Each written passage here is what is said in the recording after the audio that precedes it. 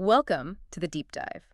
We're here to take that essential stack of knowledge you need. Maybe you're a brand new ES teacher, maybe a seasoned pro looking to sharpen skills, or, just curious, and really boil it down. Distill it to what's critical, what's actionable. Exactly. And today, we're tackling something absolutely fundamental. It's a deep dive into communication and literacy skills and exceptional student education, sort of the bedrock. It truly is where so much begins.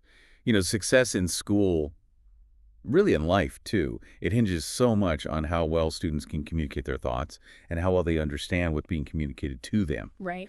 So today we're going beyond just definitions. We're going to break down the mechanics of language, look at how to spot common issues, and maybe most importantly, talk about the strategies and tools that really empower these students. Empower them to connect, right, with learning, with others. Precisely. Okay, so let's start right at the beginning.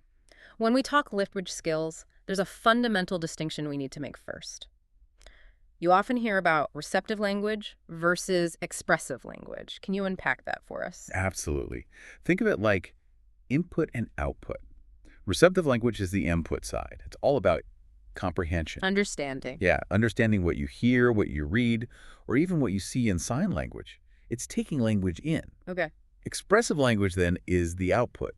It's production. It's how you get your own thoughts, your feelings, your needs out there. Through speaking, writing, signing. Exactly. Any way you express yourself. And in typical development, what's the usual relationship between those two?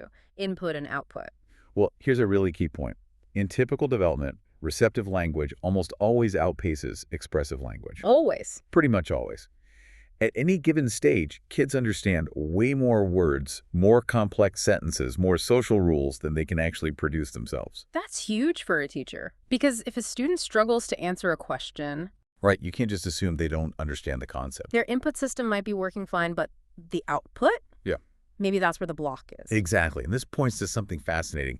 These two systems often rely on different neurological pathways. Which means you can have a problem with one, but not the other. Precisely. A student might have an impairment in expressing themselves while their understanding is perfectly fine. Or sometimes the other way around. Understanding that is critical for figuring out how to help. Can you give us a clear example of that split? Sure. Think about a child with a severe stutter. That's a clear challenge with expressive language, right? The smooth production of speech is difficult. Mm-hmm. But their receptive language, their ability to understand complex instructions or classroom discussions, that could be completely age-appropriate. Okay, so expressive issue, okay. What about the reverse? Consider a child who is deaf or has a significant hearing impairment. They might struggle a lot with receptive language, specifically understanding spoken words auditorily. But if that child is fluent in, say, American Sign Language, their expressive ability within ASL could be totally typical, totally unimpaired. Got it. So figuring out if the breakdown is in the input or the output, that's step one for any kind of effective support. That's the starting point, yes. Okay, so we have receptive versus expressive as our guidepost. Now, let's pop the hood and look at language itself. It's complex machinery. To spot a problem, we need to know what a working system looks like, right? Exactly. We need to understand the building blocks. So what are the fundamental components, the architecture of language? We can break language down into 5 core components, or systems. These define its structure, whether we're talking about spoken, written, or sign language. Right, component 1, let's start small. Smallest units first. Phonology. This is all about speech sounds, specifically phonemes. Phonemes. Those are the distinct sounds that actually change a word's meaning. Like in English, we have about 45 of them. Take the word sick. It has 3 phonemes, S-I-K. Phonological development is basically the ability to hear those sounds, pull them apart, identify them, and put them back together correctly. It's essential for decoding, for spelling. Really foundational. And when we string those sounds together meaningfully, we get to semantics. Semantics, yes. This is the meaning layer. What do individual words mean? What do phrases, sentences, whole paragraphs mean? Vocabulary, basically. Vocabulary acquisition is a huge part of it, yes. Yeah. But it's deeper than just knowing definitions. It's understanding how a word's meaning can shift. Context. Context is key. Think about the word run. Yeah. The athlete will run. That means speed. The colors in the shirt might run. That means bleeding dye. Semantic skill is knowing those differences. Okay, sounds and meaning. What about the rules, Yeah. structure? That's grammar. And we usually split grammar into 2 parts. First, syntax. Syntax is that. These are the rules about word order, how we arrange words in a sentence. In English, Steve is here is correct. Syntax, see here is, that's incorrect. It violates the rules. And syntax helps us predict, right? Like, after certain words, we expect a certain type of word. Exactly. Syntactic clues are powerful. If you hear the enormous, you know a noun is likely coming next. And the other part of grammar. That's morphology. This deals with morphemes, Okay, morphemes. smallest parts of words that carry meaning. They can be free morphemes, like happy, it stands alone, or they can be bound morphemes, like prefixes un or suffixes sinonus. They have to attach to a word. Like in unhappiness. Perfect example. Understanding how to use un and avenus to change the meaning of happy, that's morphology. Or knowing that adding es makes most nouns plural. That's a morphological rule. Got it. Sounds, meaning, structure. What's next? Number 4. This one feels like it gets tricky for a lot of students. It often is. This is pragmatics. Pragmatics, the social use of language. That's a great way to put it. Pragmatics is everything that adds to meaning beyond the literal words. It's how we use language in social contexts. Okay, give us an example. How does context change meaning here? All right, take the sentence. Jackson searched for the bug. Literally, it could be an insect. Or, if Jackson is a spy, it could be a listening device. The context totally shifts the meaning. That's pragmatics at work. And tone of voice fits in here too, right? Absolutely. If someone says, "Why don't you visit me?" is that a genuine invitation? Or is it said with a sigh, meaning it's more of a complaint? The tone gives you the pragmatic meaning. Figurative language too. Yeah. Metaphors, sarcasm. All under the umbrella of pragmatics. Understanding that a chaotic classroom is like a jungle isn't literal. Knowing how to talk politely to a teacher versus casually to a friend, that's pragmatic convention. It's huge. Definitely seems complex. Okay, the 5th component, the written side. That's orthography. This is the system for writing language down. Spelling rules, punctuation, capitalization, it's all orthography. So for English, learning the alphabet, letter-sound connections. Exactly, and all the weird exceptions English spelling throws at us, that's orthography. Okay, so the 5 pillars. Phonology, sound, semantics, meaning, grammar, syntax and morphology for structure, pragmatics, social use, and orthography, writing. That's the architecture. That's the framework, yes. Now, before we jump into what goes wrong, can we quickly touch on how this typically develops? Just a snapshot, say, birth to age 3, milestones. Sure. Knowing the typical sequence helps us spot delays early. It happens fast in those first few years. From birth to about 3 months, infants are already working on receptive skills. They respond to familiar voices, startle at loud noises. At expressing themselves. Expressively, it's coos, gurgles, different cries for different needs, hunger, discomfort. It's communication from day one. Then what happens next? Around 4 to 7 months, receptively, they might start responding to their own name. Expressively, you get laughter, and crucially, babbling starts, like practice sounds. Babbling is practice for speech. Very much so. Then, from 8 months to a year, receptively, they understand simple words. No, bye-bye. Maybe follow simple commands with gestures. Expressively, they imitate sounds, point to things they want, and often say their first real words around then. And into the toddler years, 1 to 2. Big jump here. Receptively, vocabulary just explodes. They understand so much more. Expressively, they move from single words to putting 2 words together. More milk. Daddy, go. Simple sentences. Simple, but effective. Then, age 2 to 3, receptively, they're really participating in conversations, understanding more complex sentences. Expressively, their speech becomes much more intelligible to strangers. They express feelings, ask what and where questions. So if a child isn't hitting those general milestones, that's a flag. That's often when concerns are first raised, yes. Okay. It signals a need for a closer look. #3, communication deficits and intervention approaches. Okay. That developmental roadmap is super helpful for context. Now let's pivot to the challenges. What actually defines a communication deficit? And how do we start categorizing the common problems a new teacher might see? Right. A communication deficit isn't just a slight delay. It's a significant limitation. The student's skills are clearly poorer than expected for their age, and it has to interfere with their learning or their social interactions. Okay, a real impact. A real functional impact. And we generally divide these deficits into 2 broad categories, though they often overlap. Speech impairments and language impairments. Speech versus language again. Let's start with speech impairments. These are more about the physical act of talking. Primarily, yes. They involve limitations in the production of speech sounds. So what falls under speech impairments? First, we have motor speech disorders. These are rooted in problems with the muscles or the nerves controlling them. anatomical or physiological issues. Okay. Two main types here are important to distinguish. First is dysarthria. Dysarthria. This involves weakness or even paralysis of the speech muscles, maybe from cerebral palsy or a brain injury. The speech itself sounds, well, weak or uncoordinated, slurred, maybe imprecise sounds, distorted vowels. Sometimes the rate or pitch is off. Like the physical machinery isn't working smoothly. Good analogy. The engine isn't quite running right. And the other motor speech disorder? That's apraxia, specifically childhood apraxia of speech, or CAS, if it's developmental. Apraxia. How's that different from dysarthria? The muscles are okay here. That's the key difference. With praxia, the muscles themselves might be perfectly strong. The problem is in the brain's planning and sequencing of the movements needed for speech. So the brain knows what it wants to say. Exactly. The child knows the word, but they struggle to get their lips, tongue, jaw to make the right sequence of movements at the right time. Like the software sending faulty instructions to a working engine? Perfect. You might see inconsistent errors. They say a sound correctly once, then struggle the next time. Sometimes they look like they're groping or searching for the right mouth position. Rhythm and stress might be off too.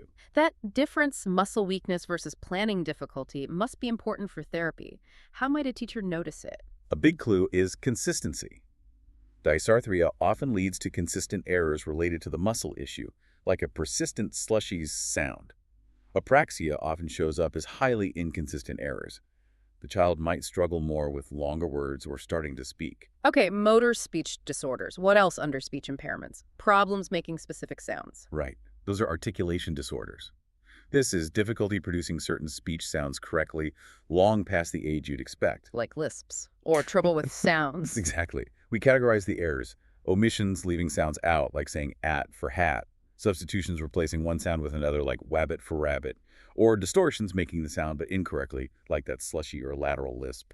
And the key here for teachers Is distinguishing these persistent articulation errors from the normal developmental errors little kids make and usually grow out of by about age 7 or 8.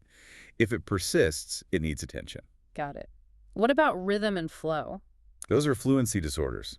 The two main ones are stuttering and cluttering. Stuttering, we often recognize blocks, repetitions. Yes, involuntary blocks, repeating sounds or syllables, stretching sounds, out prolongations. A key thing about stuttering is that the person usually knows exactly what they want to say.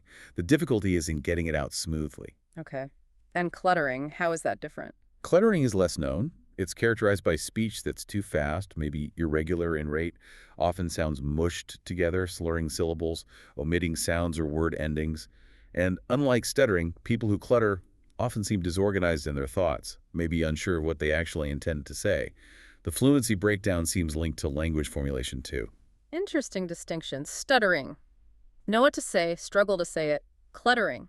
Disorganized message, rapid word delivery. Generally, that's a helpful way to think about it. Any other speech impairments? Lastly, voice disorders. Problems with the quality, pitch, or loudness of the voice itself. Like hoarseness. Exactly. Yeah. That falls under phonation disorders, issues with the vocal cords producing sound, leading to hoarseness, breathiness, sudden pitch breaks. Then there are resonance disorders, which relate to airflow through the nose. Too much nasal sound or too little? Right. Too much is hypernasality, too little is hyponasality. Can make speech difficult to understand. Okay, that covers the speech side motor, articulation, fluency, voice. Now, the other big category, language impairments. These are less about the physical act, more about the underlying rules. Yes, more about understanding or using the language system itself. Mm. The phonology, semantics, syntax we talked about earlier. So what's first here? Let's start with phonological disorders.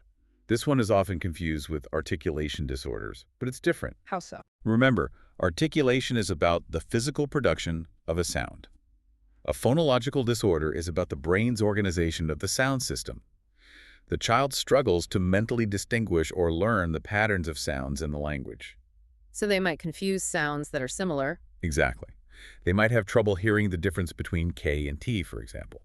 And because they don't perceive the difference correctly, they produce them incorrectly, often leading to patterns of errors across whole groups of sounds, like consistently leaving off the ends of words, or replacing all sounds made at the back of the mouth with sounds made at the front. But their actual speech rate and pitch might be fine. Often, yes. It's the sound system that's impaired, not just the production of one or two sounds in isolation. That's a critical difference for intervention. Hmm? Okay, what else under language impairments? We can have issues primarily with expression. That's expressive language disorder, sometimes called specific language impairment, or SLI. SLI. What does that look like? Here, the student's ability to express themselves, using grammar correctly, having a good vocabulary, putting sentences together logically, is significantly below what you expect for their age. But crucially, their understanding, receptive language, and their general intelligence are typically normal. So they understand you fine, but really struggle to get their own thoughts out coherently. That's the hallmark. They might use short, simple sentences, make grammatical errors, have trouble finding the right words. And if both understanding and expression are affected? That's a mixed receptive expressive language disorder. Both input and output sides of language are impacted, though again, their nonverbal intelligence is usually within the normal range. Okay, that maps out the major types of speech and language impairments. Once a disorder like this is identified, how do professionals approach intervention? What are the philosophies? Interventions generally fall along a spectrum, but we often talk about two main approaches, directive versus naturalistic. Directive sounds, well, directed, structured. Very structured. It's often led by the professional, like an SLP. They model a specific speech sound or language structure, prompt the child for particular response, and often use reinforcement like praise or tokens for correct attempts. Think drills, targeted practice. Good for nailing down specific skills. Exactly. It's efficient for teaching discrete skills. And naturalistic, Well, more yes. integrated. Yes, naturalistic or interactive interventions happen in the child's everyday environments, playtime, mealtime, during classroom activities. How does that work? The professional still uses techniques like modeling and prompting, but they follow the child's lead. The child's interests guide the conversation or activity. So the practice happens within meaningful, real-life contexts. Seems like that would help skills transfer better. That's the goal, better generalization. In reality, most good intervention programs blend both. You might use directive methods to teach a new skill, then naturalistic approaches to help the child use it spontaneously in different situations. #TagMyBee, assistive technology and alternative communication, AEC. Okay, we've covered the landscape of challenges.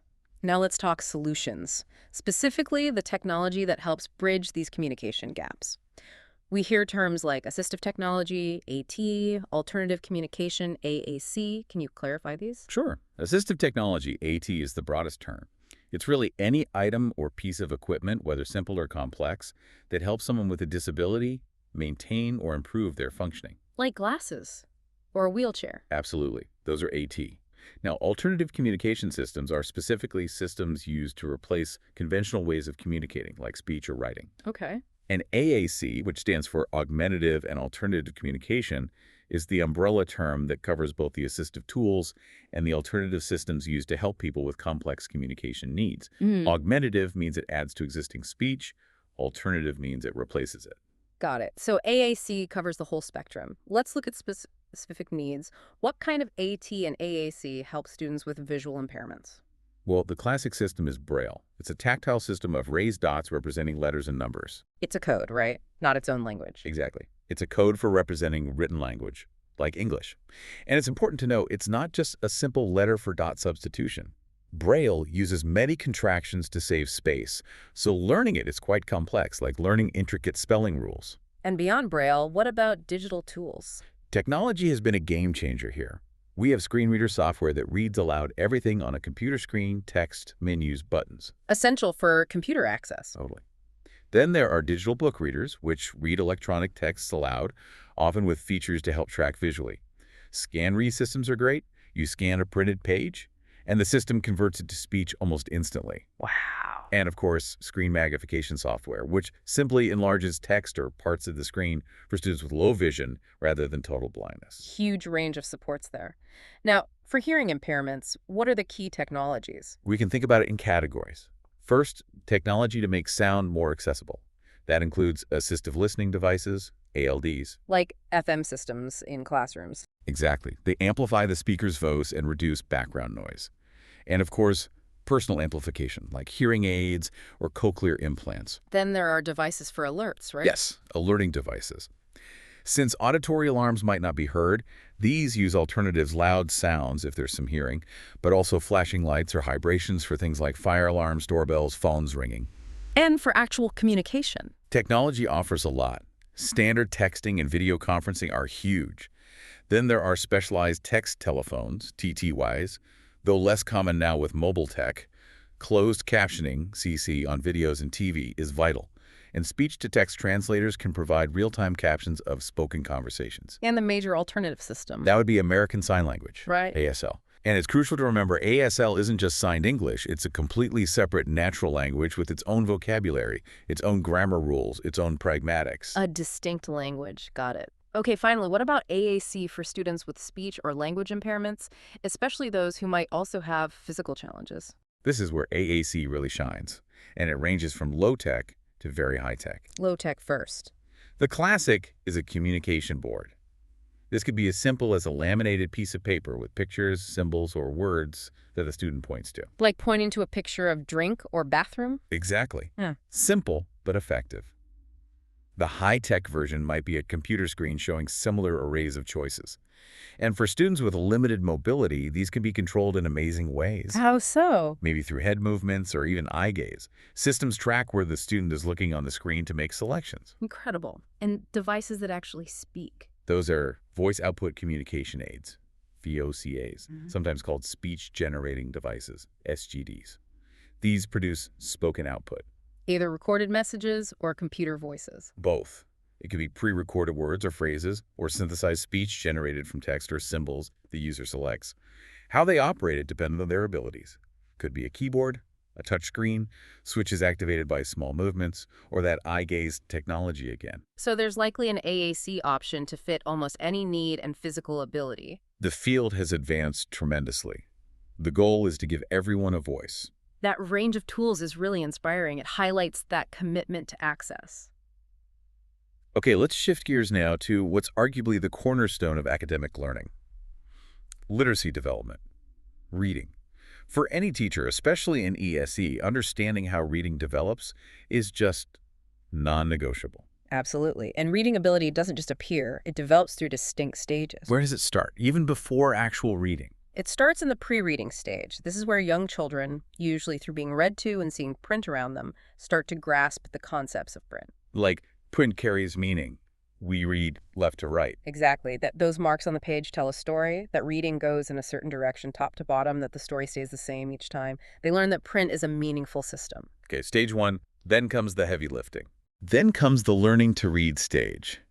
This is where the real work begins. Success here hinges on two crucial linked skills. First, alphabet knowledge, just knowing the names of the letters. And second, The alphabetic principle. This is the big one. It's the understanding that letters represent sounds in a systematic way. that B makes the B sound. Yes.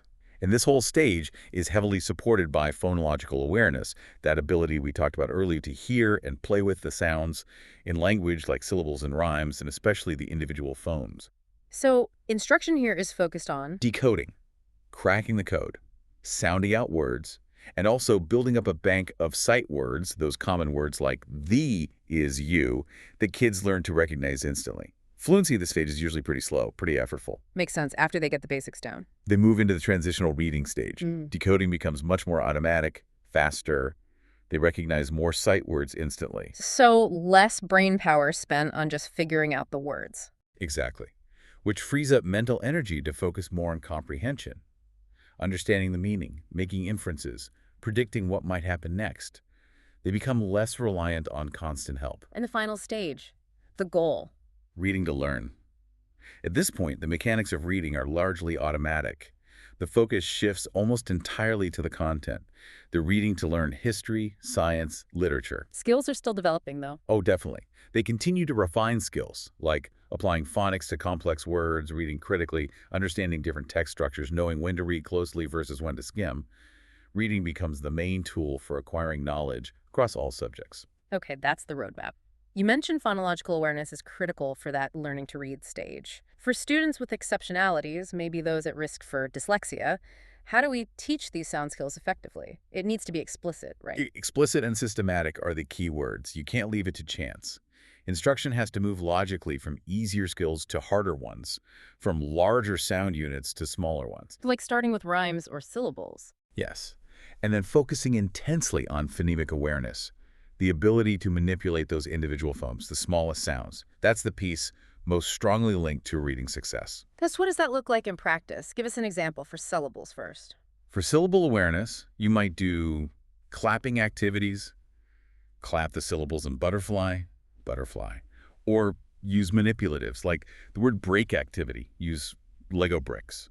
For computer, the student puts down 3 bricks computer. Then you ask, say, computer without the com. It makes the abstract concrete. Exactly. Okay, what about getting down to the individual sounds, the phonemes? That seems harder. It is more complex. We move into activities like blending sounds together. CAT makes cat. Or segmenting words into sounds. Cat is CAT. And then substitution. The substitution. A fun one is the I'm going on trip game.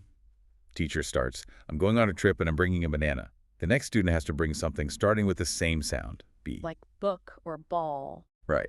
It forces them to isolate that initial phone and generate a new word. The key is that sequence.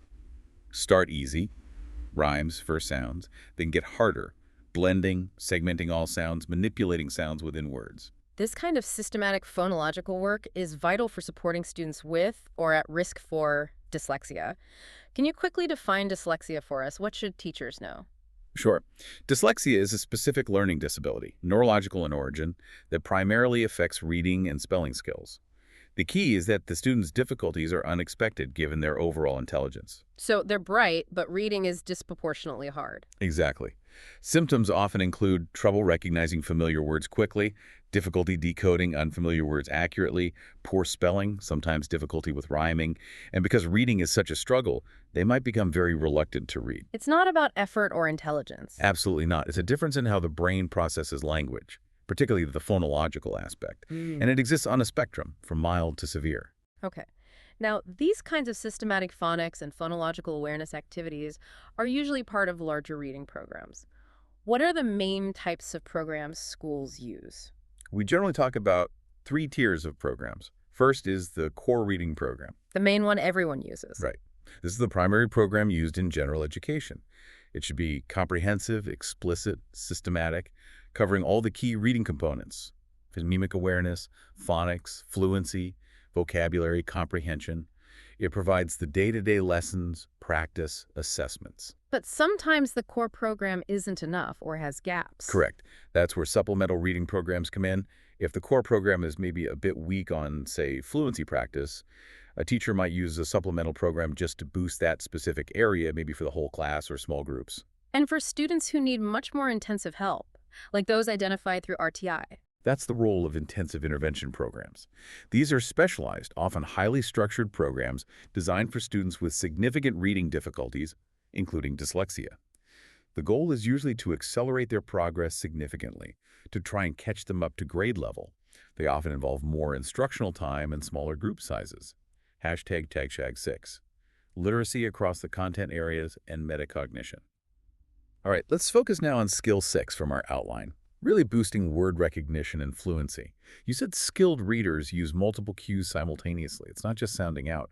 What are these different cueing systems? Right. Skilled readers are like detectives, using multiple clues at once. We can think of 4 main cueing systems. First is graphophonemic knowledge. Graphophonemic. Letters and sounds. Exactly. It's applying that alphabetic principle, knowing the letter-sound correspondences. This includes not just single letters, but also patterns like digraphs, where 2 letters make one sound. Or consonant clusters like sh. Yes, and knowing syllable patterns, common endings, rhymes like ache or oat white. It's the visual sound connection. Okay, cue system 1. Sounds and letters. What's next? Second is structural analysis. This is using your knowledge of morphemes, those meaningful word parts. Prefixes, suffixes, root words. Precisely. If a student sees the word unbelievable, structural analysis lets them break it down. Un plus believe plus able. This helps them figure out both the pronunciation and the meaning much faster than sounding out every single letter. Huge shortcut for longer words. Okay, third cue. Syntactic cues. This is using the grammar of the sentence, the word order, to help figure out a word. How does that work? Like we said before, sentence structure creates expectations. If you read, "The furry cat chased the tiny cow," syntax tells you the missing word is almost certainly a noun. That narrows down the possibilities dramatically. You're using the sentence structure as a clue. Got it. And the fourth cue system. Semantic cues. This is all about using the meaning of the surrounding text and your own background knowledge to figure out a word. Context clues. Context clues, exactly. In that same sentence, the furry cat chased the tiny cow. If the story is set in a house, semantic cues make mouse a much more likely word than, say, mountain. The overall meaning guides your prediction. So skilled readers juggle all four: graphophonemic, structural, syntactic, semantic, all at once. Fluidly and unconsciously, yes. They cross-check. Does it look right? Does it sound right? Does it make sense grammatically? Does it fit the meaning of the story? What happens when a struggling reader over-relies on just one? Like maybe they guess based only on context. That's really common. You see kids who read, "The boy rode his horse," when the text actually says, "The boy rode his pony." Because horse makes sense in the sentence? Right. They used semantic and maybe syntactic cues, but they didn't check the graphophonemic cues. They didn't look closely at the letters P, O, N, Y. Teachers need to explicitly teach students to use all the cueing systems to cross-check their attempts. Okay. So using all those cues helps with accuracy. How do we build the fluency part, reading smoothly, quickly, with expression? Fluency comes from practice and good models. One foundational thing is building automatic recognition of high-frequency words using word walls or word banks helps with that. So they don't have to sound out the every single time. Exactly. That frees up mental energy. But the core fluency building strategies involve repeated exposure to text. Like reading the same passage more than once. Yes, repeated and timed readings are very effective. The student reads a short passage multiple times, maybe trying to improve their speed or accuracy each time. The goal isn't just speed for speed's sake, but to make the decoding process effortless. What else works? Teacher read-alouds are crucial. Kids need to hear what fluent expressive reading sounds like. Modeling. Absolutely. Yeah. And techniques like choral reading, where the whole class or a group reads together in unison, are fantastic. Why is choral reading so good? It provides support. Less confident readers get to practice reading aloud without being singled out. They get carried along by the group's rhythm and pace, hearing the fluent models right alongside their own reading. Builds confidence, provides practice. And using audiobooks. Recorded books are another great tool. They provide that fluent model, and students can follow along in the text, linking the sound to the print. Especially helpful for students who struggle with decoding. Okay, let's broaden the scope now. Skill 7 is about literacy across the curriculum. It's not just for ELA class. Not at all. Literacy is fundamental to everything. It's that integration of reading, writing, speaking, listening, viewing, thinking across history, science, math, everything. So content area teachers need literacy strategies too. They absolutely do. It can't be an add-on. They need to think about the specific kinds of reading and writing demands in their subject. Using authentic texts, like reading a historical document in social studies or interpreting data in a science report, is key. And designing tasks around those texts. Yes, with clear expectations, maybe using rubrics and providing scaffolds so students can handle the specific language and structures of that discipline. This idea of understanding complex texts and thinking critically leads us straight to Skill 8, fostering metacognition, thinking about thinking. Yes, metacognition is crucial for independent learning. It's being aware of your own understanding and knowing what to do when you don't understand. How can teachers support that? One powerful tool is using graphic organizers. Venn diagrams, flowcharts. Exactly. Semantic maps, timelines. These visual tools help students organize information, see relationships between ideas, and make abstract concepts more concrete. If you're reading about the causes of the Civil War, a cause and effect chart makes those complex relationships visible. Helps organize the thinking. It does. But true metacognition goes deeper. It involves comprehension monitoring. Monitoring your own understanding as you read. Yes, it's that inner voice that says, wait, I didn't get that, or, does this make sense with what I read before? Skilled readers do this automatically. We need to teach struggling readers to do it consciously. How? By teaching them specific strategies. Pause and reread, ask questions, try to summarize, look for context clues for unknown words, make the internal monitoring process explicit. Can we use that cognition versus metacognition analogy you mentioned earlier? Sure, cognition is knowing something. The evidence points to Patricia being the thief. Okay. Metacognition is reflecting on how you know it and how certain you are.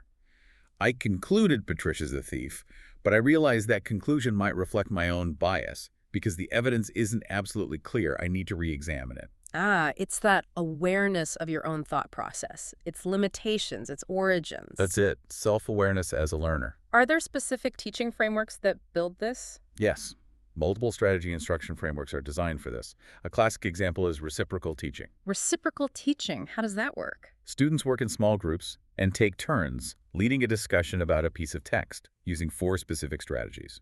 Predicting, what do we think will happen next? Questioning, what parts were confusing or interesting? Mm. Clarifying, let's figure out tricky words or ideas. And summarizing, what was the main point of this Well, section? so the students essentially teach each other using these comprehension strategies. Exactly. It forces them to actively use and monitor these metacognitive strategies rather than just passively receiving information. Powerful. Okay, we can't talk literacy without talking writing skill 9. How does writing instruction fit in, especially for ESE students? Writing is incredibly important. It's not just about producing text. The act of writing itself helps clarify thinking, organize ideas, and lock learning into long-term memory. Like you understand something better after you've written about it? Often, yes. For ESE students, writing instruction needs to be systematic, breaking down the writing process, pre-writing, brainstorming, outlining, drafting, getting ideas down, revising, improving content and organization, editing, fixing grammar, spelling, and publishing, sharing the work. Each step needs explicit teaching and support. Definitely. Teachers might model using graphic organizers for free writing, teach specific revision strategies like looking for stronger verbs, or provide checklists for editing. And writing assignments are fantastic formative assessments. Like asking students to write a short paragraph explaining a concept. Perfect example. It quickly shows you what they've grasped and where the gaps are, both in content understanding and writing skill. Okay, one last quick connection. Skill 10, literacy and math. How does communication play out there? Math is often seen as non-linguistic, but it's deeply dependent on language. Think about word problems. Right. So explicit instruction is key here too. Teachers need to model problem solving, using think-alouds to show their reasoning. Students benefit from verbalizing their own steps and decisions. It helps them internalize the process and regulate their thinking. And that concrete pictorial abstract approach. Yes, the CPA progression is vital in math for ESE. Start with hands-on manipulatives, concrete, then move to drawings or diagrams, pictorial, and only then introduce the abstract symbols and numerals, abstract. You build understanding layer by layer. And math vocabulary. Huge. Words like sum, difference, product, factor, denominator must be explicitly taught. Many math terms have very specific meanings different from everyday usage. You have to connect the vocabulary to meaningful contexts. Wow. We have covered a massive amount of ground today. From the absolute basics of receptive and expressive language Through the 5 components of language architecture. to identifying specific speech and language impairments like dysarthria, apraxia, dyslexia, And then exploring the incredible range of assistive technologies and AAC. and finally, diving deep into practical strategies for teaching phonological awareness, reading fluency, comprehension, metacognition, and writing, even connecting it to math. It's a lot, but it all connects. It really does. So what's the big takeaway for teachers listening to this? I think the core message is empowerment. Our focus shouldn't just be on fixing deficits. It needs to be on leveraging every single tool and strategy we have, whether it's a simple picture board, systematic phonics instruction, or sophisticated technology to ensure every student can learn, participate, and express themselves. Giving them access, giving them a voice. Exactly. Because knowledge only truly becomes powerful when the student can understand it, use it, and share it. And throughout this whole process, collaboration is key, isn't it? Especially with specialists. Absolutely essential. The speech-language pathologist, the SLP, is such a crucial partner. They're the experts in assessment, diagnosis, and providing that specialized intervention, whether it's directive skill building or naturalistic practice. Teachers and SLPs working together make the biggest impact. Okay, so as we wrap up, maybe a final thought for our listeners to take away. Something to chew on. Okay, consider this. Communication is so fundamental to who we are, our identity, our connections. Think about one student you work with who faces significant barriers in expressing themselves, maybe non-verbally or with great difficulty speaking. Okay. Now think about the principle of orthography, the written system. Even if that student can't physically hold a pencil or type easily, how could you use technology, maybe AAC with text output or other methods, to leverage the power of written language? How could that help them document their complex thoughts, share their unique ideas, connect with the world in a way that maybe wasn't possible for them yesterday? using the permanence and structure of written language, even if generated through alternative means. Exactly. How can we provide that access? Because ultimately, our goal is to ensure every student, regardless of their challenges, has the means to make their voice heard and participate fully. That's a truly powerful challenge and a hopeful note to end on. Thank you so much for walking us through all of this today. My pleasure. It's vital work. And thank you, our listeners, for joining us for this deep dive. We hope you can take this knowledge and apply it directly, empowering every single student you work with.